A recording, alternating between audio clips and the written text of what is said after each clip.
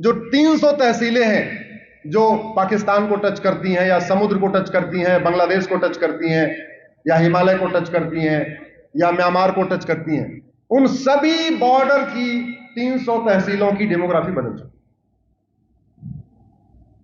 राज्यवार 9 राज्यों में खत्म, जिलेवार 200 जिलों में खत्म, तहसील के हिसाब से 300 तहसीलों में खत्म। इसके बाद भी सोए हुए, अभी भी नहीं जाग रहे। अब आप लोग सोच रहे होंगे कि क्या करें हम, आम जनता क्या करे? आम जनता बहुत कुछ कर सकता है। जब तक ये जनता, मैं केवल आप लोगों से बात नहीं कर रहा हूं, ये वीडियो 3-4 करोड़ लोगों तक जाता है, जब तक जातियों में बटे रहेंगे, पार्टियों में बटे रहेंगे और धर्म को सबसे ऊपर नहीं रखेंगे, तब तक इस समस्या का समाधान नहीं हो सकता। समाधान केवल और केवल कानून है। मैं आपको बार बार कह रहा हूं। उदाहरण के लिए, आपके गुजरात में जीवराज नारायण मेहता जी मुख्यमंत्री हुए, बलवंत राय मेहता जी मुख्यमंत्री हुए, हिरेन कन्हैया लाल जी मुख्यमंत्री हुए, घनश्याम ओझा जी हुए, चिमन भाई पटेल हुए, बाबू भाई पटेल हुए, माधव सिंह सोलंकी हुए, अमर सिंह चौधरी हुए, छबिल दास मेहता हुए, केशुभाई पटेल हुए, सुरेश मेहता हुए, शंकर सिंह बाघेला हुए, दिलदीप पारिक हुए, नरेंद्र मोदी जी हुए, आनंदबेन पटेल हुए, विजय रूपानी जी हुई, भूपेंद्र भाई पटेल है आज के हैं। किसके मुख्यमंत्री रहते हुए धर्मांतरण रुका था? बताइए जरा। ऐसा कौन है जो मुख्यमंत्री था और उसके समय में धर्मांतरण नहीं हुआ? ऐसा कौन मुख्यमंत्री है जिसके रहते हुए गुजरात में बांग्लादेशी रोहिंग्या नहीं आए? याद रखिए, डॉक्टर बदलने से बीमारी ठीक नहीं होती, बीमारी ठीक होती है दवा बदलने से। आप केंद्र में देख लीजिए, कितने सारे प्रधानमंत्री हो गए, नेहरू जी से लेकर अब तक। घुसपैठ रुकी क्या? जोर से बोलिए। रोहिंग्या बांग्लादेशी गए क्या? धर्मांतरण रुका क्या? क्यों? क्योंकि डॉक्टर तो बदले, दवा नहीं बदली। और बीमारी ठीक होती है दवा से। अभी मेरी तबीयत ठीक नहीं है, मुझे डॉक्टर ठीक करेगा, दवा ठीक करेगी?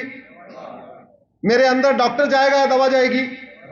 ऐसे अपराध को, भ्रष्टाचार को, अराजकता को कोई शासक ठीक नहीं करता। कौन ठीक करता है? कानून, जिसकी कोई लागत ही नहीं होती।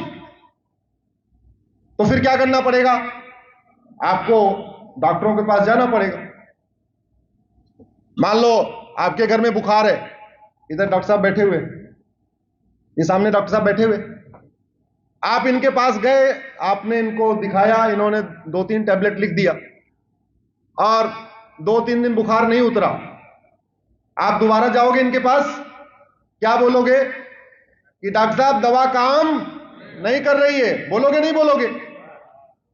और बोलने के बाद उन्होंने फिर वही दवा दे दिया और दवा नहीं बदला, तो 3 दिन बाद फिर बुखार रहेगा। फिर क्या करोगे? जोर से बोलो जरा, जोर से बोलो जरा। 75 साल से यही कर रहे हैं। 75 साल से डॉक्टर ही बदल रहे हैं और डॉक्टरों ने दवा, अरे दवा बदलवाओ।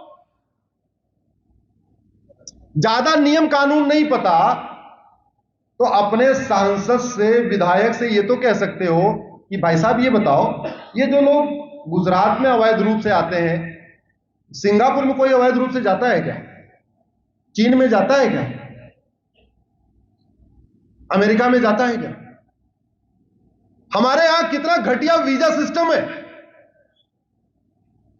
आदमी उतरता है दिल्ली में, पादरी, और पहुंच जाता है उड़ीसा के जगदलपुर, छत्तीसगढ़ के जगदलपुर, और वहां के कन्वर्जन कराता है। कोई ट्रैकिंग सिस्टम नहीं है।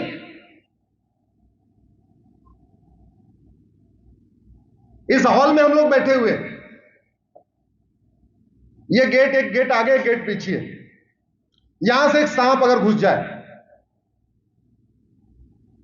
उस सांप को इस गेट पे पकड़ना आसान है या जब घुस गया अंदर आ गया फिर अंदर से ढूंढना आसान है? जोर से बोलिए जरा। गेट पे केवल एक आदमी खड़ा कर दीजिए कि जैसे ही सांप आए उसको डंडे से मार दे, बहुत आसान है। एक बार अंदर घुस गया पता नहीं किसके कुर्सी के नीचे छिप जाएगा, फिर सारी कुर्सी पलट पलट के देखना पड़ेगा। दूसरा, कभी आपने आम के पेड़ के बगल में बबूल का पेड़ देखा क्या?